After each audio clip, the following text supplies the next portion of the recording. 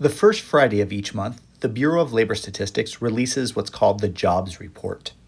And that jobs report talks about the unemployment rate. This is an important number because it's an indicator of the strength of the economy. Unemployment rate is one of the dual mandates of the Federal Reserve. It's a very important number. So we're going to talk about how to calculate the unemployment rate and help understand how to explain changes to the unemployment rate. So this is what the jobs report looks like. It identifies the total number of civilian institutional population. So in the United States, there are 268 million, these numbers are measured in thousands, of individuals that potentially could be working.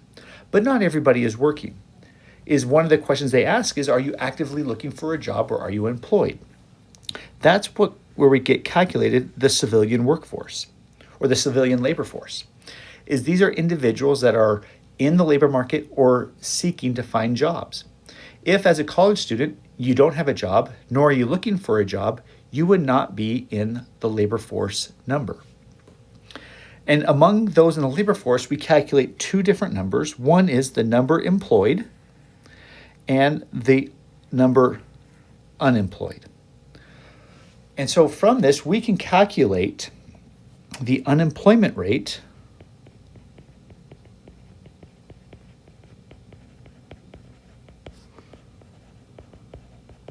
which is equal to the number of people unemployed divided by the number of people in the labor force.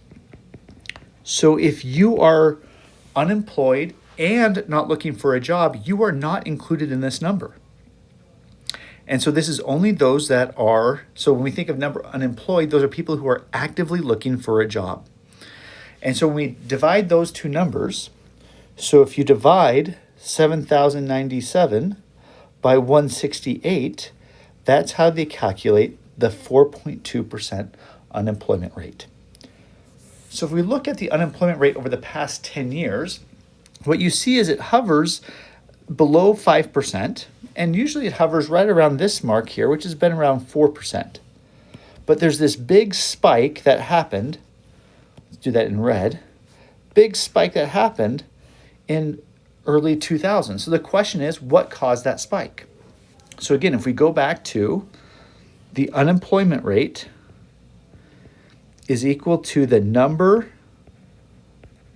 unemployed divided by number in the labor force. So in 2000, what happened is the number of people who were unemployed increased dramatically. As businesses shut down, as there was impact from the COVID pandemic, the number unemployed shot up, and therefore our unemployment rate also increased. We also think that the number of people in the labor force didn't change a whole lot in the early part of 2002. And so that's what explains this large increase early in 2020. But now if we think about the unemployment rate coming down, the question is, what would cause it to come down? So again, I'm going to write the equation is the number of unemployed divided by the number in the labor force. So if individuals found jobs, then the number of unemployed would go down. And if the number in the labor force didn't change, then that would cause the unemployment rate to go down. So that's one explanation of what can drive the unemployment rate down. And this is a good outcome in the sense that more people are finding jobs. But what if it was the case that the number of people who were unemployed didn't change? Could you still get a downward decrease in unemployment rate? And the answer is yes. If the number in the labor force also decreased, then that would lead to the same result. And so if individuals who lose their jobs become discouraged and stop looking for jobs, that would decrease the labor force participation. And even if the same number of people are unemployed, that would cause a decrease in the unemployment rate. So when you see changes in the unemployment rate, you want to go look at these numbers here to see what's changing in terms of the number of people looking for jobs. When we think of labor force, notice here from July 24 to July 25, we have more people in the labor force. However, from June 25 to July 25, we actually see slightly fewer individuals in the labor force. And so we see the number of employed decrease slightly, number of unemployed increase slightly.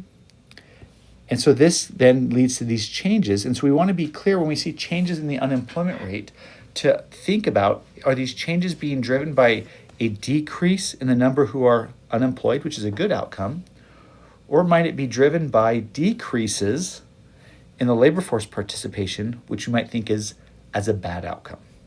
And so hopefully understanding the unemployment rate is the first Friday of every month when the jobs report comes out and you read this in the news, you can be more aware to how to understand what the unemployment rate is actually measuring.